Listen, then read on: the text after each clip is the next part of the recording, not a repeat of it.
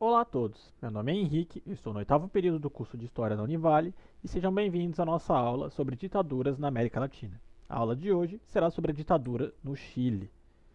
Nosso objeto do conhecimento são as experiências ditatoriais na América Latina e a nossa habilidade é descrever e analisar as experiências ditatoriais na América Latina, seus procedimentos e vínculos com o poder em nível nacional e internacional e a atuação de movimentos de contestação às ditaduras.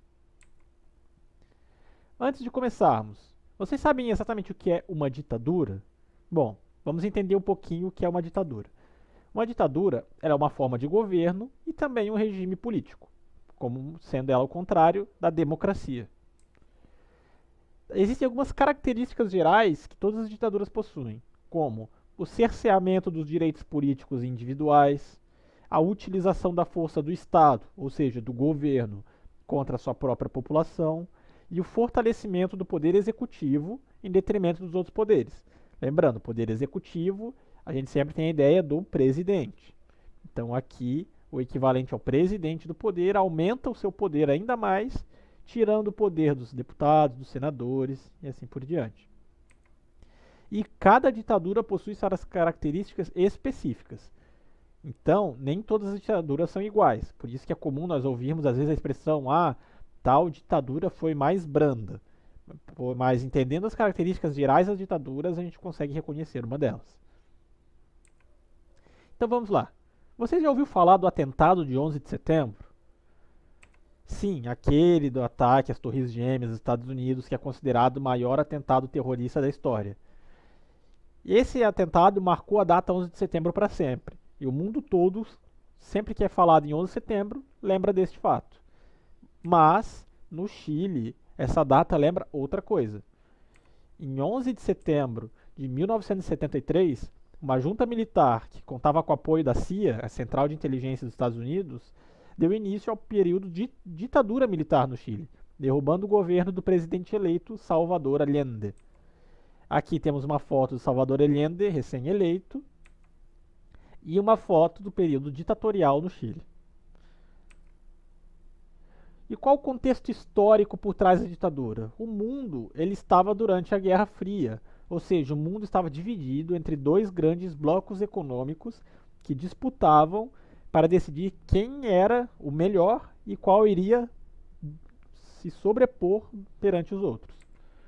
De um lado, o capitalismo, comandado pelos Estados Unidos, e do outro, o comunismo, comandado pela União das Repúblicas Socialistas Soviéticas, a União Soviética.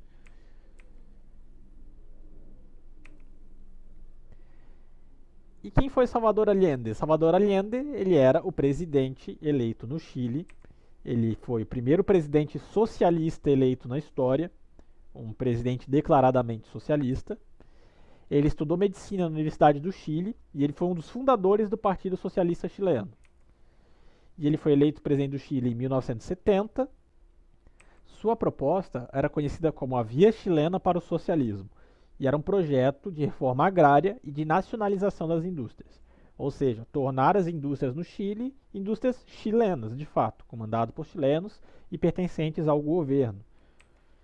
E ele foi assassinado durante o golpe de Estado que o derrubou do poder. Aqui temos 3 fotos de Salvador Allende. Do outro lado da história, temos Augusto Pinochet. Augusto Pinochet é o ditador, é o militar que assume após a queda de Salvador Allende. Ele foi um general do exército que assumiu o poder total após o golpe de Estado. Lembra lá nas características gerais da ditadura? Então, ele é o cara que vai aumentar o próprio poder em detrimento do poder dos outros. O período da ditadura do Chile foi de 1973 até 1990, ou seja, foi um período bem amplo de 17 anos. Ocorreu a partir de um golpe relâmpago. Após de 3 horas de ataque do exército e da força aérea ao Palácio de la Moneda, que é o prédio presidencial no Chile, acabou o governo de Salvador Allende. 3 horas de ataque, o presidente foi assassinado e o poder foi deposto. Aqui assume Augusto Pinochet. E a sua proposta era o processo de liberalização econômica baseado em economistas dos Estados Unidos, bem diferente da ideia do Salvador Allende, que era de nacionalização econômica. O Salvador Allende queria mais empresas chilenas pertencentes ao Estado, Augusto Pinochet queria menos. E alguns números da ditadura são bem gritantes. Foram mais de 80 mil presos, mais de 30 mil torturados e mais de 3 mil pessoas assassinadas. E um método que ficou bem conhecido como o método de Pinochet para assassinar os temidos comunistas para ele, eram levá-los de helicóptero e jogá-los no ar. Claro que fica aqui aquele pensamento.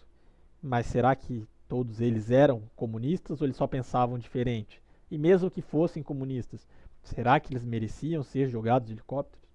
Bom, a resposta é clara, não. Mas vamos lá a duas curiosidades. Durante as eliminatórias da Copa do Mundo de Futebol em 1973, iria ocorrer um jogo entre o Chile e a União Soviética. O primeiro jogo foi em Moscou e ficou em 0-0. E detalhe, a população chilena não poderia sair do país. Os únicos chilenos que estavam permitidos de sair do país eram os jogadores da seleção. Eles viajaram até a Rússia, jogaram contra a União Soviética e o jogo ficou empatado em 0-0. No jogo de volta, ele ocorreria no Chile, no Estádio Nacional. O Estádio Nacional é o estádio mais histórico do futebol chileno.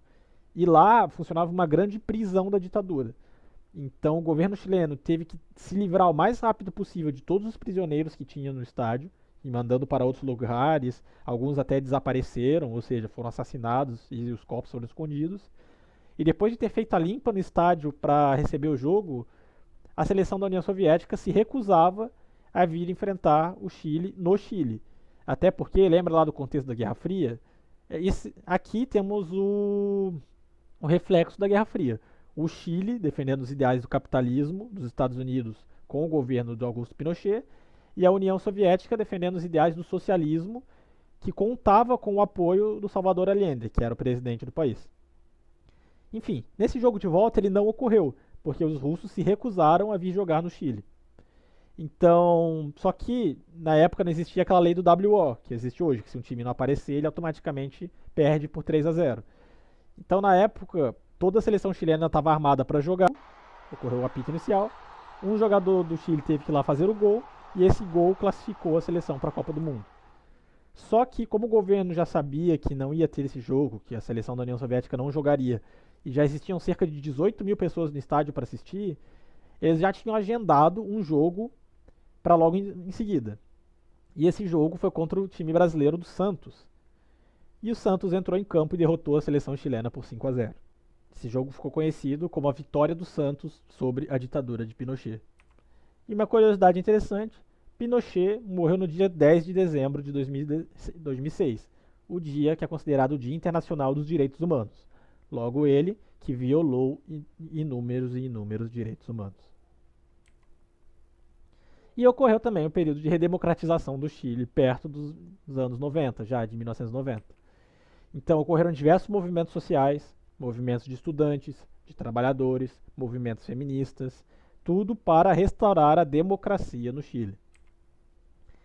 Ocorreu também a tão famosa e tão polêmica Lei da Anistia, no qual os participantes da ditadura, os militares que estavam no poder, desceram leis que voltaria a ser uma democracia o Chile, desde que não fossem punidos e nem julgados os militares que participaram diretamente do golpe.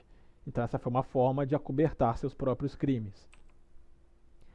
E o primeiro presidente eleito após o período de ditadura no Chile foi Patrício Aylwin, esse que está na foto aqui ao lado.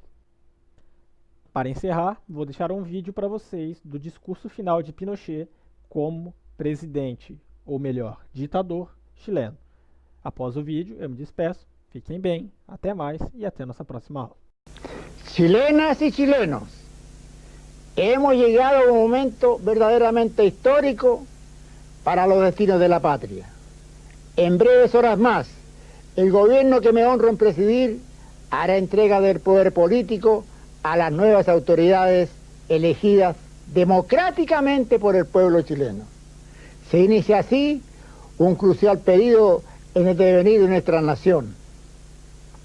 De allí que esta noche he querido dirigir a todos y a cada uno de mis compatriotas un sentido saludo para expresarles en nombre de las Fuerzas Armadas y Carabineros, nuestra satisfacción y legítimo orgullo por la histórica oportunidad que nos brindaron de conducir al país cuando los intereses más sagrados de la patria lo exigieron.